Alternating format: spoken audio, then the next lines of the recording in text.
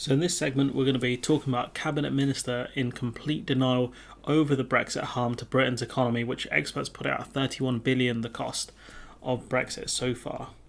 So this is about George Eustice, was accused of being in complete denial over the Brexit problems.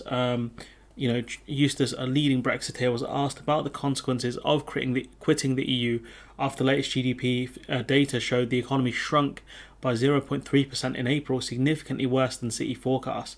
He told the BBC, "I don't accept that Brexit is a factor in this because we are seeing trade continue and actually big problems that businesses are facing." So we are seeing trade do relatively okay, but we're still kind of bucking the trend of global trade figures, which other countries are going back towards normalised trade figures, i.e. before the pandemic, and we're simply not doing that. Talk about labour shortages, yeah, a lot of countries are facing labour shortages. I think the Netherlands is particularly bad right now, but again, they have access to freedom of movement. They have access to a lot more workers than we do, so they can fill up labour shortages a lot easier.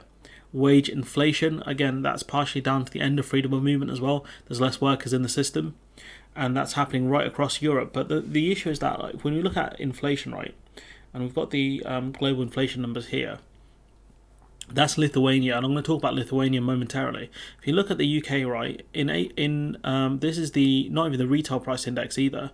This is the lower one. We're at 9% in April, right? The average eurozone for May, is 8.1%, and if we have a look at ours, May is 9.1%. So our inflation is higher than the eurozone average.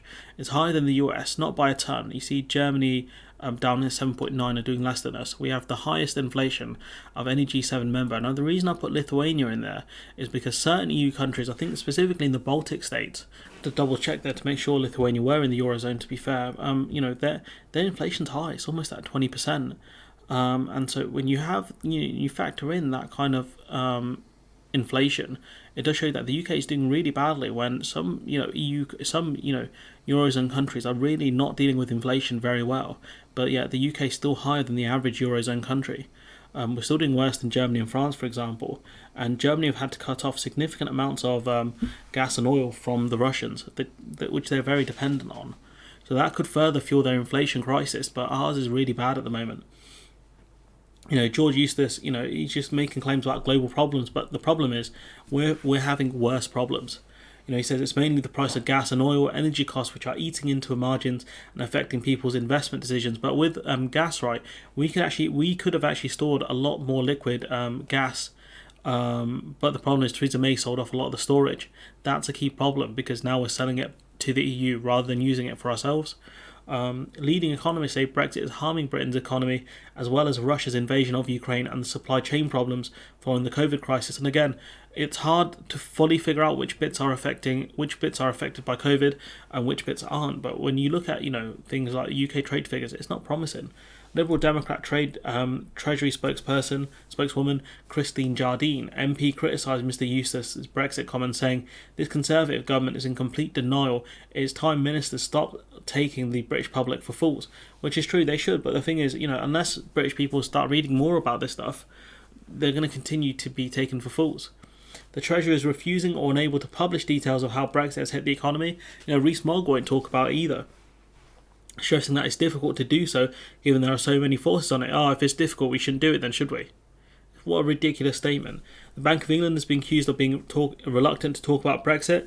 That's by the Bank of America chief, I think they said that recently. An analysis by the Centre of European Reform puts the GDP blow to the UK economy from quitting the EU at £31 billion. That's still less than Test and Trace, which is wild. But it shows you, 1 year of it was not doing great.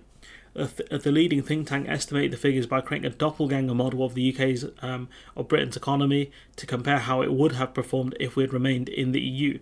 Leading Brexiteers have dismissed its findings but could not come up with figures of their own.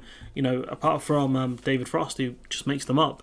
Why don't Brexiteers just try that? But unless they can come up with economic modelling of their own, automatically people will default to the modelling that exists. Brexit is being partly blamed for a shortage of workers in Britain's agriculture, hospitality and other sectors. We know it's down to Brexit and agriculture. We know that for a fact. Hospitality, that's another thing. Other sectors as well, the NHS is struggling, more so because we've lost so many EU staff. good food is routinely going to waste on farms across the country due to a lack of workers. And you have to look at years gone by. When did this happen? I never read that many stories about food going to waste in fields. That's from the head of the National Farmers Union. Minette Batter said there was an absolute crisis, meaning food was being ploughed back into land on farms, so I'm assuming it's being used for compost. That's something we've spoken about with a guy who he farmed a load of organic beetroot, which, in the end he had to turn into compost. Growers are extremely reluctant to put their name to this because it will massively compromise their business and contractual relationships going forward. I wonder if contractual relationships mean, like, if, say, Tesco's or someone sees that farms are struggling, it might impact their contracts, or, will it mean that, are they saying this because they don't want the government to kind of be like, oh, you spoke bad about us, we're not going to help you. So there's a real nervousness about speaking out on food waste on farms, but it is happening at scale. We saw a massive pig culling. I think the start of this year and end of last year, it was wild. London and Northern Ireland, which effectively remained within the EU single market, the two regions which saw the fast economic growth in July and September. Obviously London not in the EU single market, but still the services hub for the UK, and services gone up by about 8%. London's doing okay, and Northern Ireland in the single market. This is according to figures from the ONS. Asked if Boris Johnson thought Brexit had any impact on the GDP figures on inflation, the Prime Minister's spokesperson said, at this stage, and this is not solely our view, it's too early to pass judgment on that. I mean, when will it be time? Next year? 5 years? 10 years? 50 years? When are we going to know? The spokesperson said, we are confident that the opportunities Brexit provides will be a boon to the UK economy in the longer term. And we know that's not true because the trade deals we're getting are junk. Absolute junk. 0.02% to our economy. But look, I'm going to leave it there. Clearly ministers don't have an answer for this stuff. I'm going to leave it there. Let me know what you think in the comments below. Like, comment, share, subscribe. Support the channel on Patreon if you can.